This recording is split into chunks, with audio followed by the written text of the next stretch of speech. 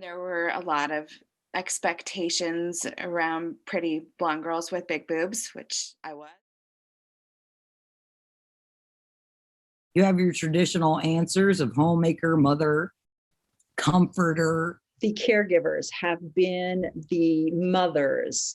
We get to reproduce. There can be saints, prostitutes, or sex workers, I would say, or mothers.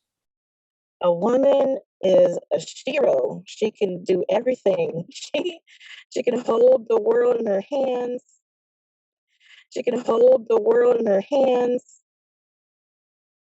Growing up as a child, I don't really feel like I identified as this idea of being a woman or a girl even. I just kind of was. We're physically different, genetically different, mentally different. I think we have a higher tolerance for pain. That's probably the time in my life when I most expressed being a woman, more than I ever had, because I was then truly this like of a species that was capable of actively producing more humans, right? So that's one of those things that somehow has become part of our definition as being a woman. You will get married, you will produce children, you will care for your parents. Being a woman is whatever the fuck you want it to be, because guess what? You get to decide. And that's the great thing about the 21st century. What identifies me as a woman is I have boobs, which I'm very proud of it, and I have a vagina, which I'm very proud of it. So here I am.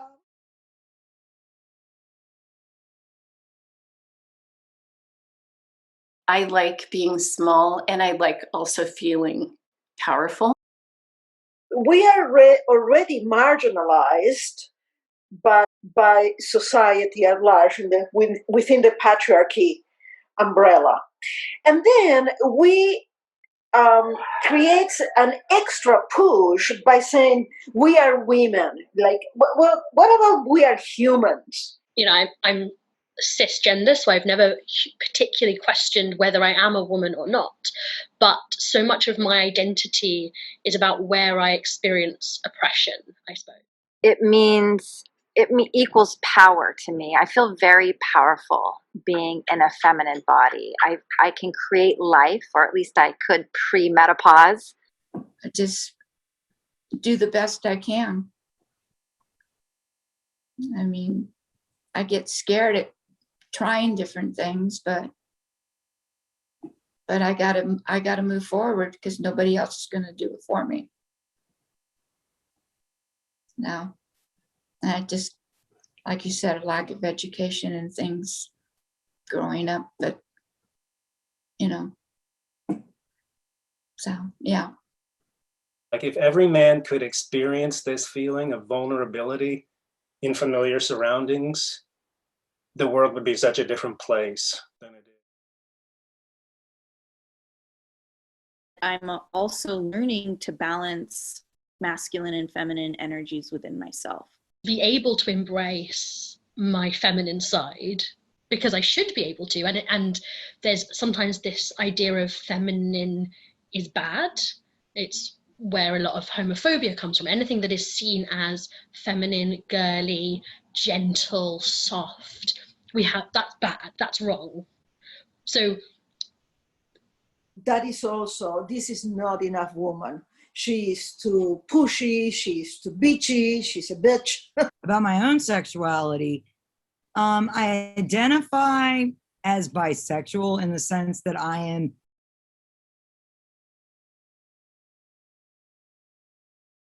Exactly, because I think we all embody masculine and feminine, and it's all sort of in flux all the time. Early on as a girl, I knew that there was the masculine and the feminine, or the feminine and the masculine, and that I really was somewhere along this sliding scale, both with sexual identity and gender identity. Scientifically, every single one of us is a female until something switches and decides what we're going to be. It's just true. Although I like that it's shifted, and I like that identity is now much bigger and grander and involves way more types of humans. the more that we can explore topics and issues that we are facing in the world through intersectional views, I think the more powerful our movements and understandings will be, because we're approaching things then from a reality that is organic and alive and interconnected in many ways, even ways we may not anticipate initially. You know, I maybe in the last like 4 years, I've been kind of questioning my gender identity.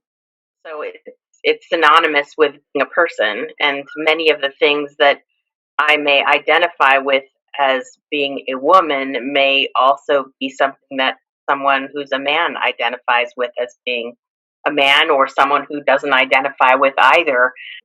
Being developed as little zygotes and then as embryos, we all start off female. The male chromosomes are like a switch. That they decided, now I can be who I am.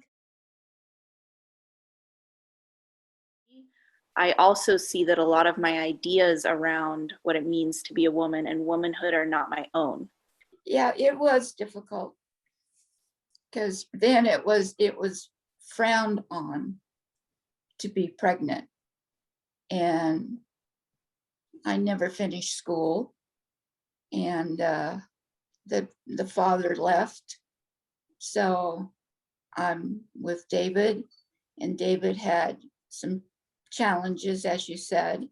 Yeah, I mean, I had sex and I got pregnant at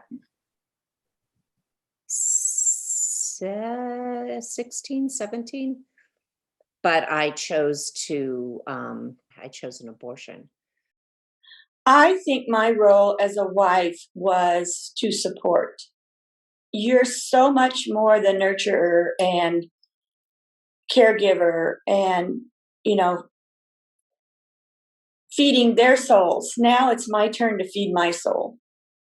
The dismissal of women when it comes to these symptoms, and whether they have endometriosis or another reproductive disease, it's just kind of a common thing to be told it's in your head.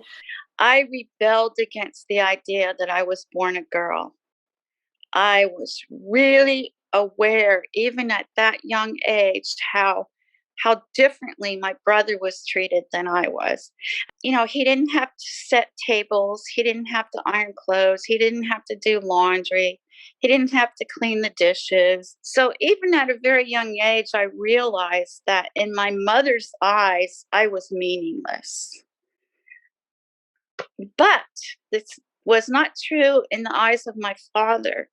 My father and I were very, very close. And if I hadn't had my father, I don't know where the hell I'd be today.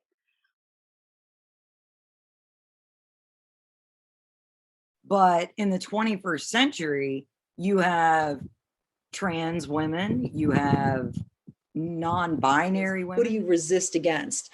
What are you delivered by society? And then how do you maneuver around that or through that? Introduced me to the concept of a non-binary identity, and that resonated a lot with me. But then it started me on this path of thinking about my own expression of femininity.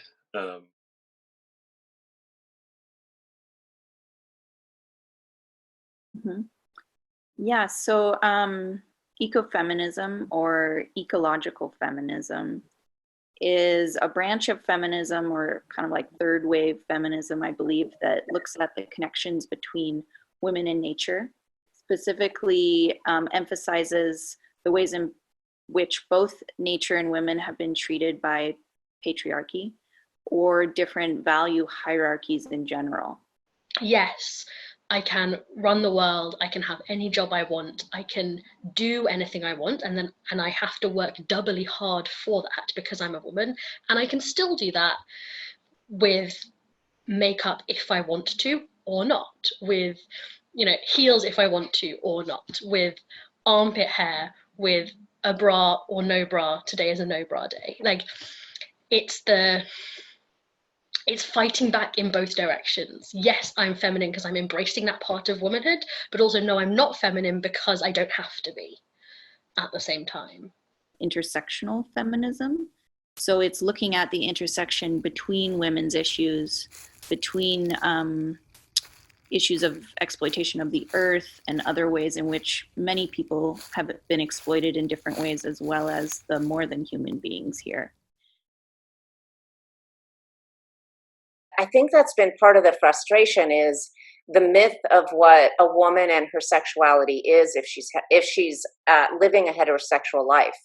This jealousies and insecurities towards other women, or because I was attracted to them, and I didn't think I could be out about that because I'm with men. I am determined to be my most authentic self, you know, and frankly, that means giving zero fucks about what other people think of me, you know, or assume about me. I think about visibility and invisibility. I think about the danger of visibility as a woman, or even perceived danger or threat or challenge that my visibility as a woman is potentially a problem. Because the patriarchy has a negative impact on all of us, without a doubt, but it goes in a certain direction towards women, and that's people who identify as women, and also people who were assigned female at birth and brought up as women or brought up as girls. And I think that must be the underpinning of why I do feel really strongly that being a woman is a big part of my identity, because of the oppression and violence against women. It's okay for us to fill those roles that are traditionally female. Like, they're traditionally female for a reason. It's not like all of it is a generated concept. A lot of it is, but not all of it. And so how do we reconcile what we want and what we need with what we are, and being proud of that? I can't do this interview because I have nothing to say on it. And so I turned it into a question that I could actually answer. I turned it into, what does it mean to be a person who happens to be a woman?